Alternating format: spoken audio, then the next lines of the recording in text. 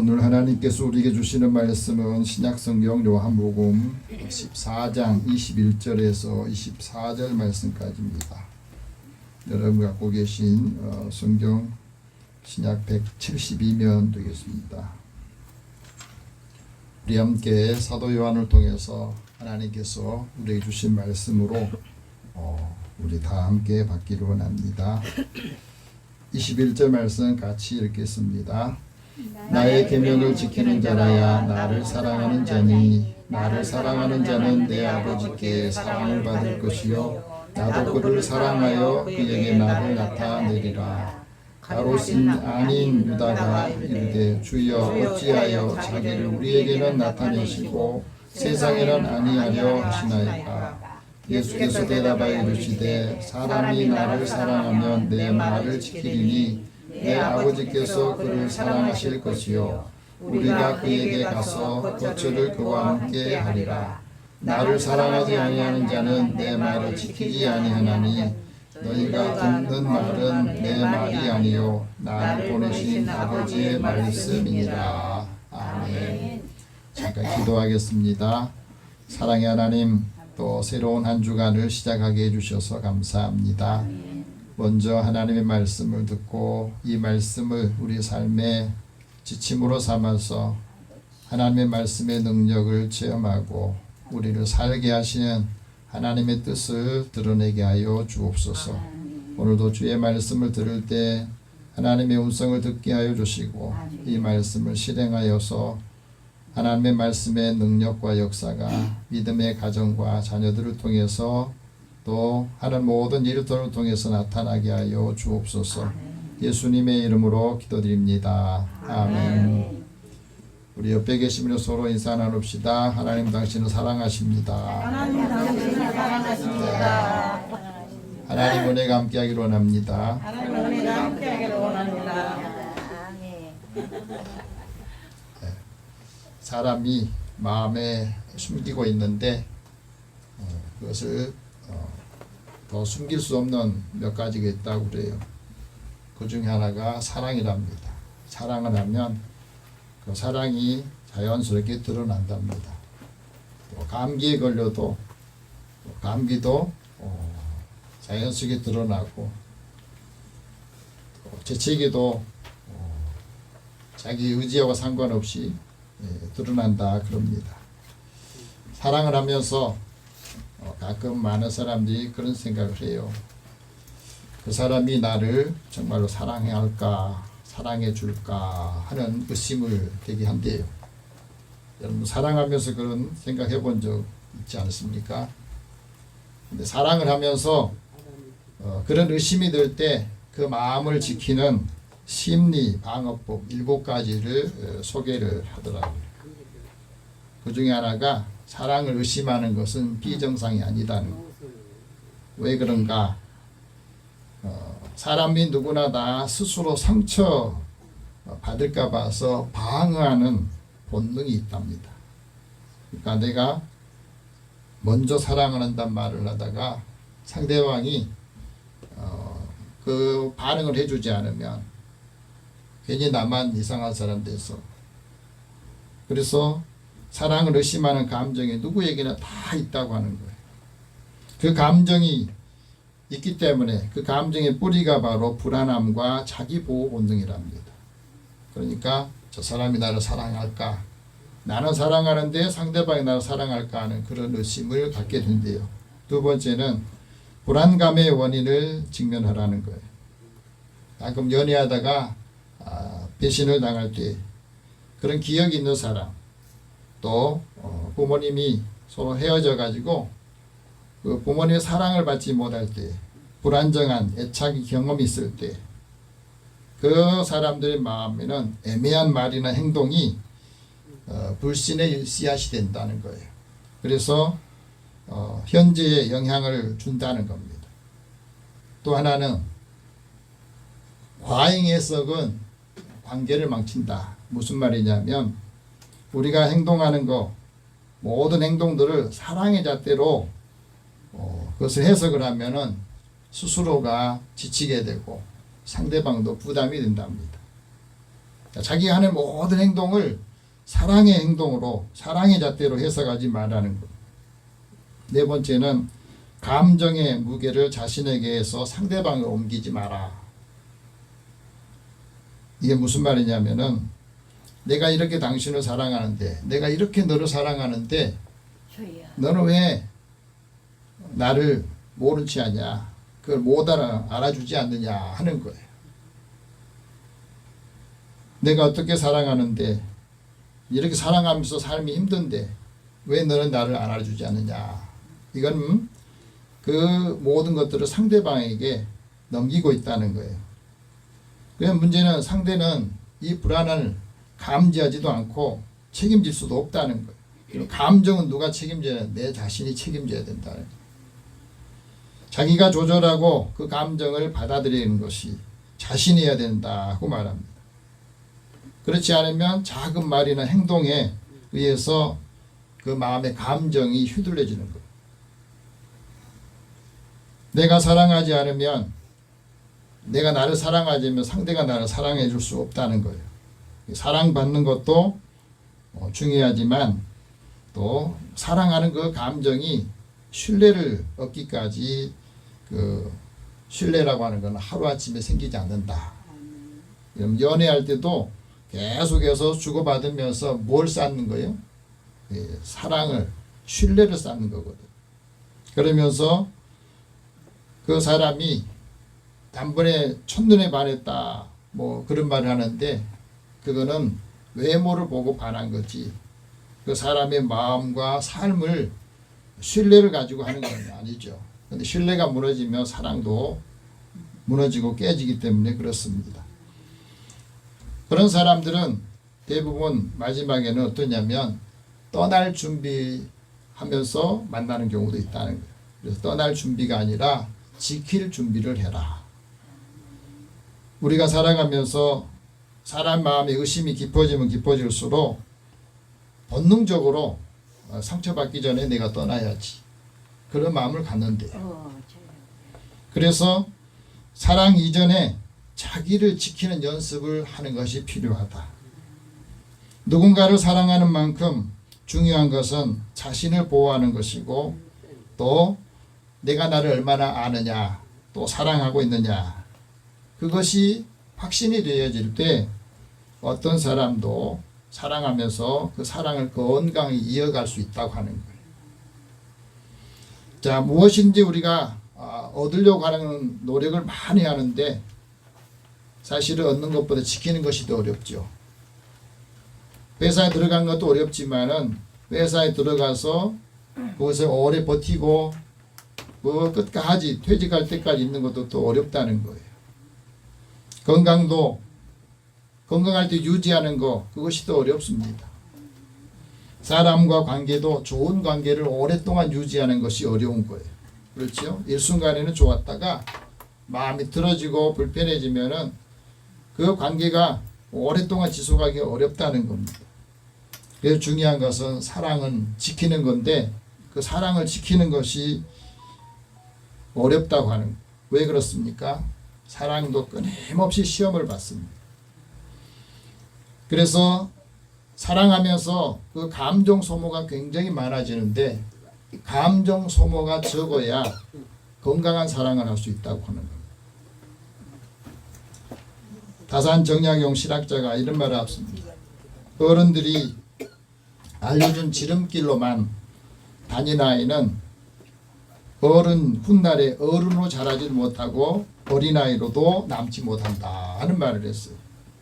우리는 쉽게 뭔가를 얻으려고 하잖아요. 그리고 지름길이 없나 생각하죠. 신앙도 좀 지름길이 없을까. 신앙도 이렇게 어느 정도 시간이 지나면 갑자기 우리 신앙이 확 좋아져서 모든 일을 하는데 불편함 없이 이런 것이 없을까 생각하는데 신앙도 점프가 없습니다. 사랑도 점프가 없는 거예요. 내가 신뢰를 하고 사랑하고 그러면서 서로의 그 관계가 열릴 때에 사랑할 수 있다 하고 말합니다. 그래서 사랑은 지키는 것이고 사랑이 지속되려면 말을 지키고 약속을 지켜야 되는 거예요. 사람과 관계 속에서 중요한 것은 자신이 하는 말을 지키고 약속도 지키는 것이 중요하다 그럽니다. 하나님과 관계도 그렇습니다. 사도 요한이 그렇습니다. 이런 말을 했어요. 누구든지 하나님의 말씀을 지키는 사람이 하나님의 사랑이 참으로 그 속에 온전하게 만든다. 그것으로서 우리가 하나님 안에 있는 줄 안다. 하나님의 사랑 안에 있다는 것을 안다 하는 말을 했어요. 우리가 말할 때 하나님의 말씀을 지킨다고 하는 것은 사랑하기 때문에 지키는 거예요. 사랑하지 않으면 지킬 수가 없다 하는 것을 말씀하고 있습니다. 그래서 말씀을 지킴으로 인해서 하나님의 사랑이 내 자신의 안에 있다는 것을 알게 되고 그 알고 지키는 것이 우리의 사랑을 온전하게 만든다. 사랑의 목적을 이룬다. 목적에 도달한다 하는 말을 하거든. 여러분 우리가 하나님의 사랑을 받고 있으면서 사랑을 계속해서 우리 안에 머물러 있게 하려면 하나님이 주신 말씀을 지키는 삶이 있어야 된다고 말합니다. 사도 요한이 우리에게 하나님의 말씀을 전하는 겁니다. 사랑은 말씀을 지키는 것이다. 한번 따라해 봅시다. 사랑은 말씀을 지키는 것이다. 사도 요한이 예수님을 만나기 전에 그런 성격이 굉장히 급한 사람이었어요. 그 가족들 전체가 그런 것 같아요. 그래서 우리의 아들이다. 우리처럼 아주 어떤 때는 아주 사람들 앞에서 자신의 성격을 확 드러내는 이런 일들이 있었는데 예수님 만나고 제자 훈련 받고 십자가의 사랑을 알고 부활의 복음을 또 예수님의 부활을 체험하고 난 다음에 여러 제자들 중에 요한은 사랑하는 그것을 많이 느꼈습니다. 그래서 요한이 쓴 요한복음과 요한 1, 2, 3서 요한계시록에 보면 여러 제자들에 비해서 사랑에 대해서 굉장히 말을 많이 하고 있어요. 사랑에 대한 메시지를 굉장히 많이 전하고 있습니다. 오늘 말씀도 그렇습니다. 사도 요한은 예수님이 십자가를 지고 골고다로 오르실 때에도 그 곁에 계속 따라가요. 그러면 예수님이 십자가에 계실 때 그 고통의 현장도 다 지켜봅니다. 다른 제자도 다 도망치고 어디에 있는지 모르는데 마지막 그 고난의 현장에 딱 따라가요. 여러분 사랑하는 사람은 가장 어려운 순간에 가장 고통 순간에 그 자리에 항상 지키고 있다는 거예요. 그 사람이 사랑하는 거거든요. 예수님께서 그 요한에게 또 마리아에게 이렇게 말합니다. 먼저 어머니에게 말해요. 여자여 보소서 아들입니다. 이 사람이 당신의 아들입니다. 그렇게 말한 거예요. 그리고 요한에게는 이 사람 이분이 바로 네 어머니다. 그리고 마리아를 이 요한에게 맡깁니다. 그래서 요한이 자기 집에 모셨다. 그 제자가 이 제자는 요한이거든요. 우리가 살아가면서 하나님의 말씀을 들을 때 주님의 말씀을 듣고 그 말씀을 그대로 자기 것으로 받아들이니까 마리아를 자기 어머니처럼 모시면서 예수님이 해야 될 역할을 이제 요한이 감당했다는 이야기예요. 우리가 하나님의 말씀을 들을 때도 그 말씀을 잘 듣는 사람이 사랑하는 사람입니다. 그래서 오늘 21절 그 말씀이요. 같이 한번 읽어봅시다. 나의 계명을 지키는 자라야 나를 사랑하는 자니 나를 사랑하는 자는 내 아버지께 사랑을 받을 것이요 나도 그를 사랑하여 그에게 나를 나타낼 것이다. 여기 나는 예수님을 말하는 거예요. 우리가 살아가면서 하나님의 말씀을 우리가 들을 때에 그 말씀을 이 말씀 우리가 믿는 사람은 그 말씀을 사랑하고 그 말씀을 따라 실행하는 거예요. 그래서 하나님의 말씀을 지키는 사람, 그 말씀 우리 삶에 적용하며 사는 사람에게 하나님께서는 그 자손에게 천대까지 은혜를 주신다 말씀이에요. 하나님의 계명을 지키는 사람은 천대까지 은혜를 베푸신다.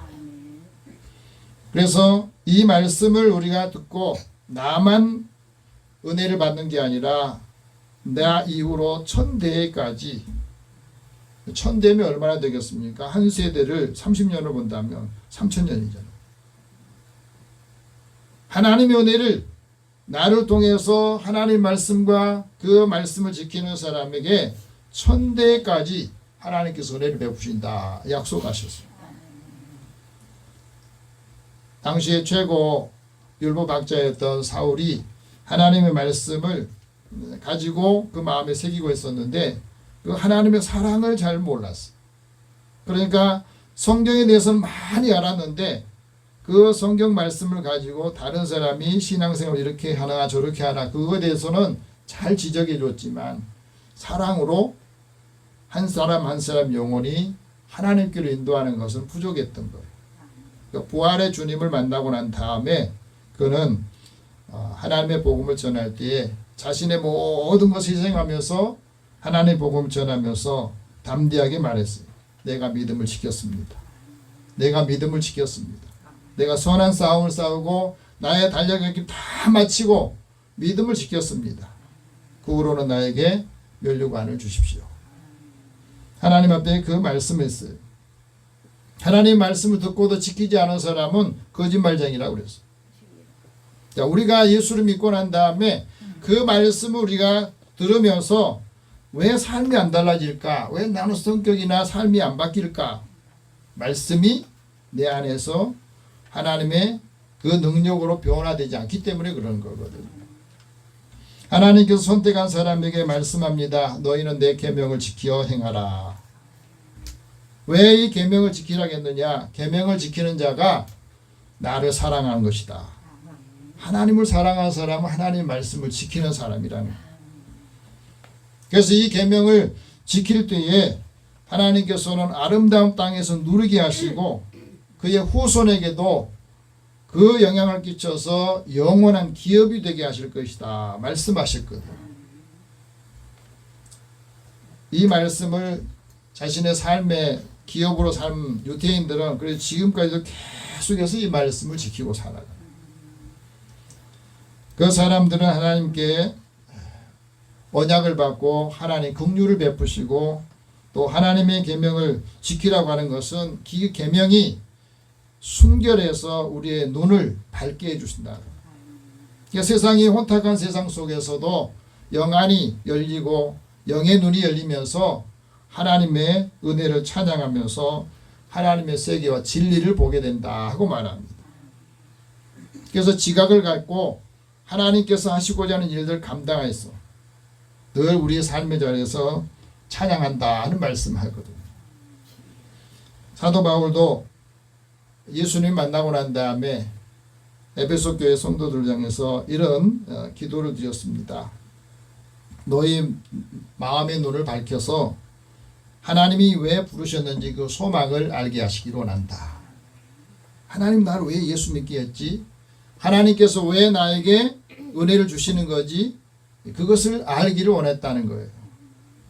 그래서 영적인 눈이 밝아지면 세상이 아무리 혼탁해도 그 혼탁한 세상 속에서 진리를 분별할 줄 알고 자신이 어떤 일을 해야 된다 하는 것을 알게 된다 하는 말씀하십니다. 그래서 하나님의 계명을 지키는 사람에게 하나님께 지각 있는 사람을 살게 하고 또 찬송할 수 있는 은혜를 주신다고 말씀해요. 그리고 우리의 삶을 부끄럽지 않게 하신다 말씀합니다.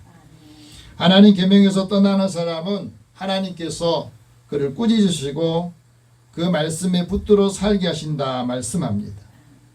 그게 왜 우리에게 중요하냐? 그 말씀과 계명이 순금, 정금보다 더 크다. 가치가 크다는 거. 그래서 사랑하게 한다 하는 말씀합니다. 그래서 이 말씀을 우리가 지킬 때 즐거움이 있고 그 즐거움은 우리에게 진리의 말씀으로 주신다 하고 말씀해요. 그러니까 우리가 하나님 말씀을 들을 때 이 말씀을 듣고 그 계명을 지키는 사람은 예수님이 육신으로 오신 그 예수님이 나의 주라고 고백을 합니다. 예, 사도 요한도 사도 베드로도 예수님 만나고 난 다음에 선생님 하다가 주라고 이런 표현을 쓰게 돼요. 21절 같이 봅시다. 가롯인 아닌 유다가 이르되 주여 어찌하여 자기를 우리에게는 나타내시고 세상에는 아니하려 하시나이까. 그러니까 모든 사람들이 있는데 예수님을 주라고 부르는 사람에게는 하나님이 그에게 은혜를 주시고 그 사람들에게 주를 허용했다고 하는 거예요. 그런데 오늘 말씀 22절 앞에 보면 뭐죠? 유다를 표현할 때 가롯인이 아닌 유다 이런 표현하잖아요. 이 당시에 많은 사람들 중에 유다라고 하는 이름이 굉장히 많았어요. 유대인들 중에. 유다라고 하는 말은 하나님을 찬양하다라는 뜻이거든요. 하나님을 찬송하고 하나님을 찬양하다는 이름이 있는데 이 유다라고 하는 이름을 쓰지 못하게 된 건 가롯 유다 때문에 그랬어요. 예수님을 팔아버린 가롯 유다 때문에 그 하나님을 찬양하다는 좋은 이름이 결국에는 유다라고 하는 이름을 쓸 때 그 가롯 유다가 그 유다의 이름을 전부 다 망가뜨린 거예요. 여러분 이름을 누가 지어줬어요? 이름을 지어준다는 것은 그 사람의 정체성을 가르쳐 주는 거죠. 그런데 그 이름 때문에 많이 고민하는 사람이 있죠. 부모가 지었는데 할아버지가 지었는데 그 이름 때문에 굉장히 고민하는 분들이 많더라. 그 이름 때문에 에피소드가 많은 분들이 있어요. 가롯 유다도 이름은 좋은 이름을 가졌는데 이름답게 이름 가치를 못하고 살다가 떠난 사람이기도 해요. 어느 교회 갔더니 그 이름을 누가 지었는지 성하고 이렇게 합치니까요. 그 이름이 다른 사람이 볼 때는 좀 저렇게 이름을 지었을까. 남분이라고 지어졌는데 성이 피시야. 그래서 피남분인 이름을 그 지었는데 그게 자기는 그게 불편하다는 거예요. 그래서 그 이름을 지어주는 것은 그분에게 어떤 삶을 살아가고 그것을 가르쳐주고 소망을 가지고 지은 분들이 있거든요. 유다가 말합니다. 주여 어찌하여 우리에게 예수님을 나타내 보이시고 또 믿지 않은 사람들에게 세상에는 주라고 하는 이름을 나타내지 않는 것입니까? 하고 물어요. 그래서 예수님께서 그 말씀합니다. 자기의 길을 자신의 삶을 맡기는 사람에게는 예수님을 주라 이렇게 말씀하시고 또 다른 사람에게는 주라 표현하지 않는 것은 세상의 모든 이 주라고 하는 표시는 최고 통치자를 말하거든요. 그러니까 하나님을 믿지 않는 로마 시대에는 이 황제를 주라고 그랬어요. 그러니까 예수님을 주라 이렇게 표현하고 말을 하면은 누가 황제가 예수를 죽이려고 하는 거잖아요. 그래서 헤롯 왕도 예수를 탄생했을 때 죽이려고 해서 애국으로 피신한 적이 있었거든요. 그래서 하나님은 그것을 사람들에게는 숨기시고 하나님을 믿는 사람들 또 자신의 모든 삶을 맡기는 사람에게는 내가 주다 이런 표현을 쓰신 거예요. 그래서 우리도 예수님 믿고 난 다음에 주님 하는 것은 하나님 예수님이 나의 주인이 되시고 나의 최고 통치자가 되시고 하나님이 되신다는 것을 인정하는 것입니다. 예수님께서 주로 자신을 나타낸 목적은 모든 민족이 예수님을 믿고 순종하려고 그래서 이 복음을 통해서 사람들이 견고하게 하기 위해서 예수님을 주라. 그래서 예수님을 통해서 하나님의 영광을 보게 하기 위해서 예수님을 주라. 이런 말씀을 나타내 보이셨던 겁니다. 우리가 예수님을 나의 주라 이렇게 고백함 하나님의 영광을 보고 예수님의 성품을 통해서 하나님께서 우리에게 주신 그 삶으로 거룩하게 되기를 원하신 거예요. 하나님과 친밀한 관계 속에서 하나님 우리가 풍성한 삶을 살기를 원하십니다. 우리가 예수님을 나의 주로 시인할 때 그 마음으로 믿을 때 하나님께서 구원을 주신다 말씀하셨어요. 그럼 내가 예수 믿고 난 다음에 내 인생에서 최고의 잘한 일이 예수 믿는 일이야 그렇게 생각하십니까? 연세대 총장을 지내고 교육부 장관을 지냈던 송자 총장이 이런 말합니다.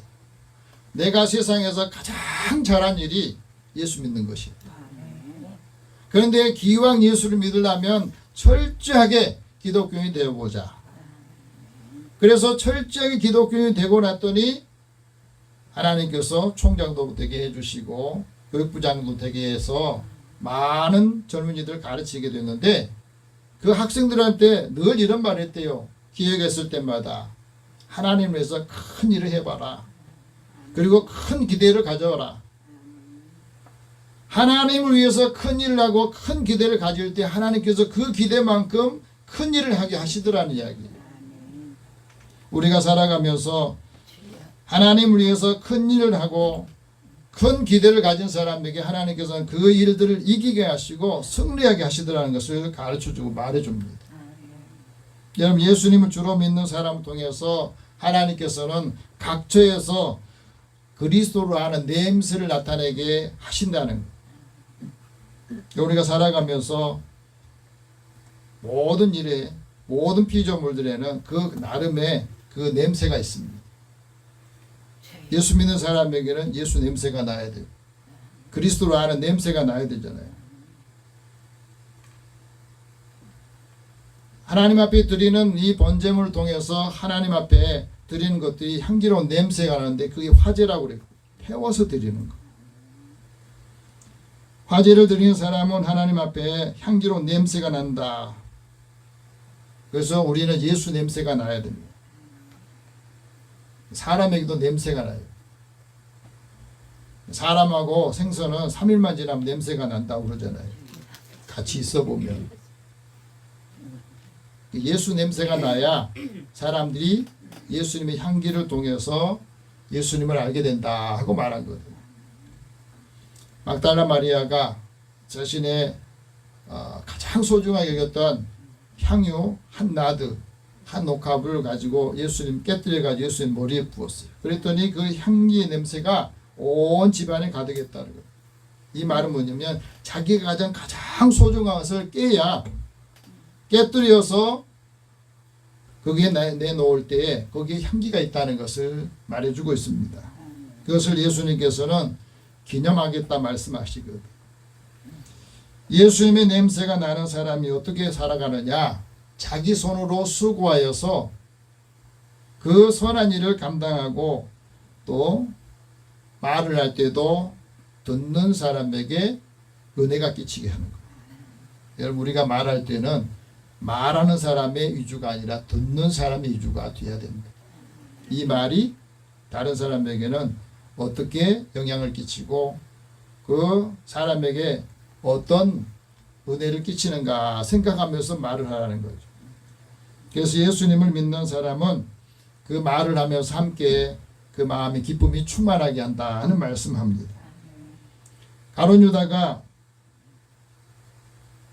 하나님의 은혜를 저버렸지만 오늘 나오는 이 유다는 예수님에게 왜 우리에게만 나타내 보이십니까? 그랬을 때 예수님께서 이렇게 말합니다. 나를 사랑하는 사람이 내 말을 지킬 것이다. 23절 같이 봅시다. 예수께서 대답하여 이르시되 사람이 나를 사랑하면 내 말을 지키리니 내 아버지께서 그를 사랑하실 것이요 우리가 그에게 가서 거처를 그와 함께 하리라. 하나님의 말씀을 우리가 듣고 이 말씀을 사랑하고 이 말씀을 지키면 그 말씀과 함께 누가 계신다고요? 예수님이. 그 말씀과 함께 하나님이 그와 함께 하시고 그를 나타내신다 하고 말씀하신 거예요. 예수님을 사랑하는 사람이 말씀을 지키고 하나님의 계명을 지키는 사람이 그 삶의 자리에 사랑이 그 안에 있다고 하는 것을 가르쳐주고 있습니다. 그래서 내가 누구 안에 있느냐, 누가 내 안에 있느냐, 그에 따라서 우리의 마음이 기쁨이 충만하느냐, 또 걱정과 근심이 더 많으냐 하는 것을 가르쳐 주십니다. 여러분, 하나님 앞에 우리가 살아가면서 우리의 기쁨이 사람과 관계 속에서도 굉장히 중요한 것을 가르쳐 주죠. 너희가 서로 사랑하면 너희가 예수의 제자라는 것을 알게 될 것이다. 그래서 너희가 서로 사랑하라 그리하면 모든 사람이 예수의 사람, 예수의 제자인 것을 알리라 하는 말씀을 하셨거든요. 그래서 그 말씀을 지키는 사람이 그 삶의 자리에서 사람들에게 드러나는 거예요. 우리가 살아가면서 많은 사람들이 사람 때문에 힘들어하잖아요. 인구 감소 시대에 아이를 많이 낳는 것도 사람들에게는 부담스러워가지고 젊은이들에게는 그런 생각하지 않아요. 그런데 시골에 사는 그 박재정 또 김혜숙 부부는 3남 4녀로 뒀더라고요. 40대 중반인데 왜 그랬나 했더니 그 어머니가 부모가 이혼을 해가지고 어렸을 때 너무너무 외로운 시절을 보냈대요. 그래서 자기는 항상 이 따뜻한 가정의 정이 그리웠답니다. 그리고 이제 어린아이를 하나 둘 낳다 보니까 아이들이 너무너무 기쁜 거예요. 아이들이 많으니까 수고로움도 많지만은 그 아이의 숫자만큼 하나님이 기쁨을 주시더라. 그러면서 7명을 낳기까지 원래는 7명 낳으려고 계획을 했다면 빨주, 노초, 파남부 해가지고 무지개 7가지 이름을 이렇게 지어줬을 텐데 하나하나 낳다 보니까 7명이 된 거예요. 7명이 됐다 보니까 아이들 이름이 헷갈려서 그래서 어떤 때는 1번, 2번, 3번, 4번 이렇게 번호를 붙여가지고 부른다기도 해요. 요즘에 인구가 절감돼서 절벽의 시대에 한국이 굉장히 어려운데 이 가정에 자녀들이 많으면서 그런 이야기를 합니다. 7남매를 키우기가 참 힘들기는 해요. 하지만 행복도 7배가 됩니다. 자녀들이 많으면 아이들이 서로 돌봐주고 서로 지켜주면서 서로 질서를 잘 지켜주면서 이 아이들이 훨씬 더 사회적으로나 가정에서도 잘 적응을 해준다는 거예요. 그런데 미안한 마음이 있대요. 어떻게? 위에 있는 애들한테 위에 있는 마지들이 그 동생들을 잘 이렇게 보호해주고 하다 보니까 한편으로는 고맙고 한편으로는 미안하고 그런 마음이 드는데 생육하고 번성하라 하는 것이 얼마나 큰 은혜인가 하는 것을 알게 된다는 거예요. 그리고 오히려 집안에 아이들이 많으니까 활기가 있고 생기가 넘치면서 이것이 다자녀 가구 가정에 있는 행복이다. 그러니까 7명 다 키우겠죠. 여러분 하나님 말씀 우리가 들을 때 이 말씀을 듣고 나에게 축복으로 기쁨으로 행복으로 여기면은 그 말씀을 지키게 되어 있잖아요. 근데 하나님을 사랑하지 않는 사람, 예수님을 사랑하지 않는 사람은 어떻게 살았냐? 그 말씀을 지키지 않는다 그랬어요. 24절 봅시다. 나를 사랑하지 않은 자는 내 말을 지키지 아니하나니 너희가 듣는 말은 내 말이 아니요 나를 보내신 아버지의 말씀이다. 굉장히 중요한 말이에요. 하나님께서 예수님을 통해서 하신 말씀은 예수님이 말씀하신 거지만 그건 하나님의 말씀입니다. 오늘 여러분이 이 말씀을 들을 때 이것은 목사의 말이 아니라 하나님께서 나에게 주신 말씀이라고 받을 때에 우리 말씀을 지키고 그 말씀이 살아서 역사하는 그 힘을 우리에게 주신다는 말씀이거든요. 여러분 예수님을 사랑하지 않으면 아무 일이 일어나지 않습니다. 예수님의 말씀을 지키지 않으면 우리의 삶에 아무 일이 일어나지 않아요. 그러나 예수님의 말씀을 지키면 자신을 지키는 것이고 또 다른 사람을 지키는 일이 생긴다는 것. 예수님을 사랑할 때 하나님의 사랑을 알게 하시고 자기 영혼을 사랑한다는 것을 믿으시기 바랍니다. 하나님 말씀을 지키는 것이 자기를 지키는 거고 자기 영혼을 사랑하는 것이다. 자기 사랑이 부족하면 남의 시선에 자꾸 끌려다니게 돼요. 여러분 이 말씀을 들으시면서 다른 사람이 어떨까, 다른 사람이 나를 어떻게 볼까 그 시선에 끌려다니지 않기를 바랍니다. 하나님께서 우리에게 이 말씀을 지킬 때 자존감이 높아지고 여러 삶에 있어서 스트레스 받지 않기를 바랍니다. 하나님께서 우리에게 자신을 그대로 받아들이고 하나님이 우리에게 주시는 그 뜻을 따라 살 때 하나님의 능력과 역사가 오늘 한 주간의 삶에 여러분의 있기를 축복합니다. 기도하겠습니다. 사랑의 하나님, 하나님께서 우리에게 말씀을 주신 것은 우리 영안을 열어서 다시 보게 하시고 우리의 마음이 순수해져서 하나님 은혜를 체험하고 많은 사람들에게도 이 사랑을 나타내 보이기를 원하십니다. 우리의 가정 자녀들에게도 이 말씀을 통해서 그 유업이 은혜가 천대까지 이르도록 역사하여 주시고 믿음의 자녀들이 하나님의 말씀의 능력 안에서 승리하게 하여 주옵소서. 예수님의 이름으로 기도드립니다. 아멘.